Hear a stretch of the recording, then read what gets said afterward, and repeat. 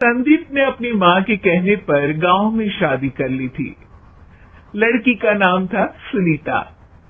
माँ का कहना था एकदम मॉडर्न बहू नहीं होनी चाहिए, लेकिन उन्हें नहीं पता था कि गांव से आने वाली बहू सुंदर सुशील तो होगी और उसको गांव से बाहर भी निकाल लाएंगे, लेकिन उसके अंदर का गांव कैसे बाहर निकलेगा। शादी के कुछ दिन बाद, माँ टिफिन तो देना जरा। बेटा अब तो स्कूल नहीं ऑफिस जाता है, माँ से नहीं अपनी बीवी से टिफिन मांगा कर। ओके माँ। सुनीता टिफिन ले आओ। लो टिफिन, इसके अंदर पिस्ता डाल दिया है। पिस्ता? पिस्ता क्यों? सास जी ने बोला था ना कि आपको पिस्ता बहुत पसंद है। ओहो, मैंने पिस्ता नहीं पास्ता बोला था, पास्ता। पास्ता? कहीं होता है पास्ता? अरे बेटी तू रहने दे, मैं बना दूंगी।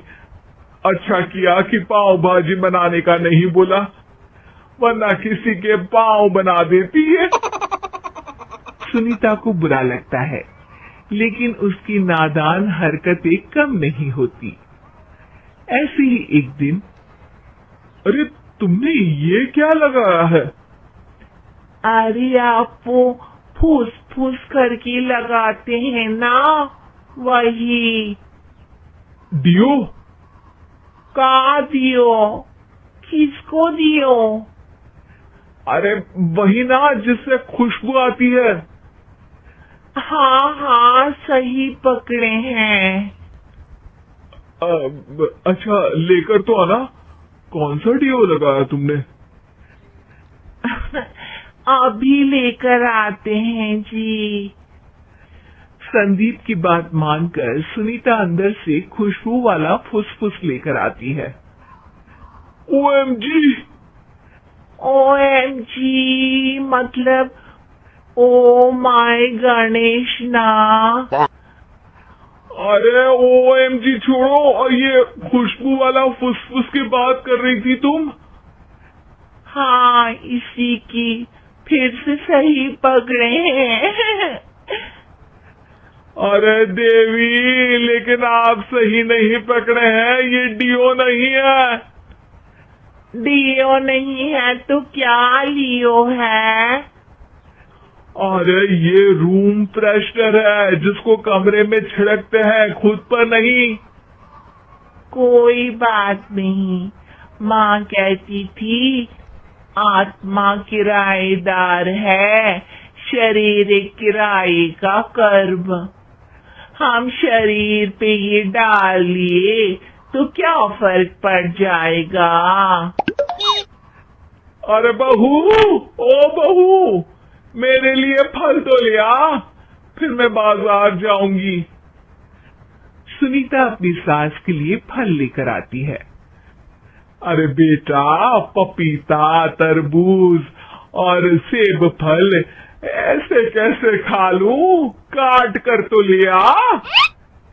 माँ जी, मेरे गांव में तो खेत से उठा के सीधा खा लेते हैं। अरे ये तेरा गांव नहीं है ना।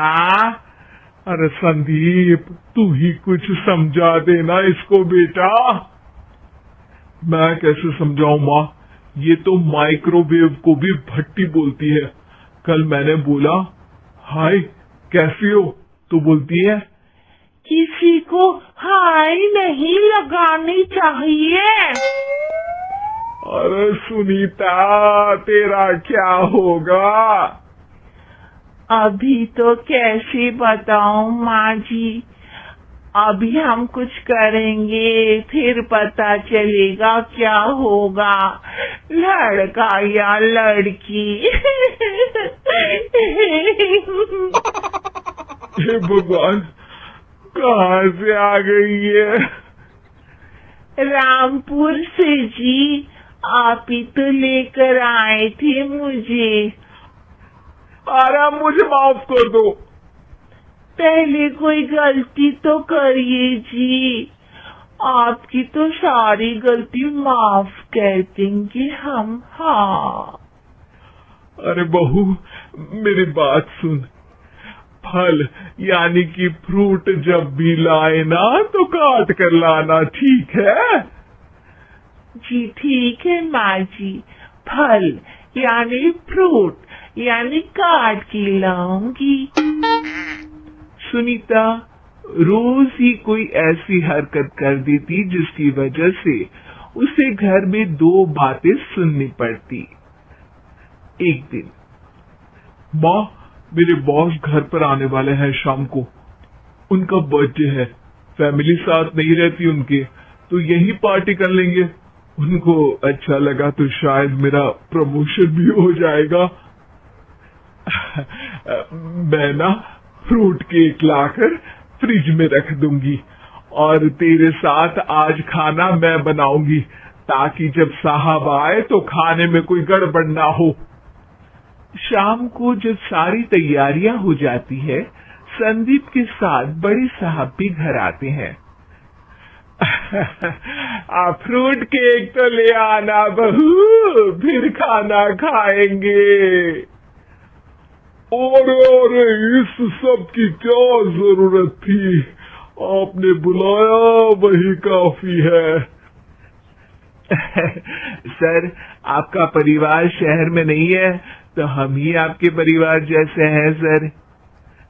इतने में ही सुनीता फ्रूट केक लेकर आती है और बड़े साहब की टेबल पर रख देती है, और जैसे ही केक के ऊपर का बॉक्स हटाती है, ओह ये क्या है, केक तो कटा हुआ है, मैं तो ऐसा नहीं लाई थी। आप मुझे शाबाशी दे सकती है माँ जी, मैंने ही केक काट दिया।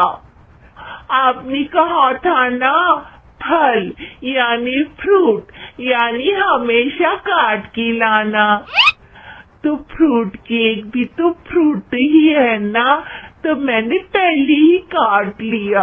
होना मैं समझदार।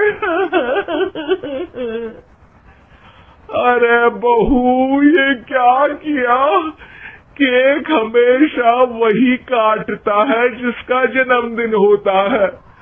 तुझे एक बात भी समझ नहीं आती, एक नंबर की बेवकूफ है। पूरा माहौल बिगड़ चुका था। संदीप को लगने लगा था कि साहब उसे प्रमोशन तो दूर की बात है, कहीं डिमोशन ना दे दे, लेकिन साहब बीच में ही बोल पड़ते हैं। अरे अरे कोई बात नहीं, ये इनकी बेवकूफी नहीं है, इनका भोलापन है। बेटा आप कहाँ से हो? रामपुर गांव से। अरे वाह, गांव से, फिर तो आपके गांव में ताजे फल और सब्जियां मिलते होंगे।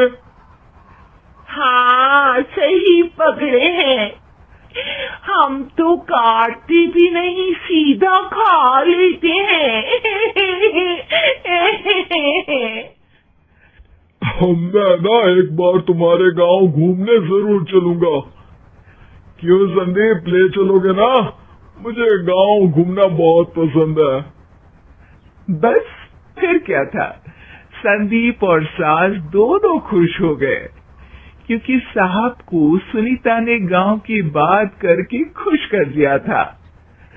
अब संदीप का प्रमोशन पक्का था। शिक्षा, कभी भी किसी भी गलती पर घबराना नहीं चाहिए। हो सकता है कि उस गलती की वजह से आगे बड़ा फायदा हो जाए।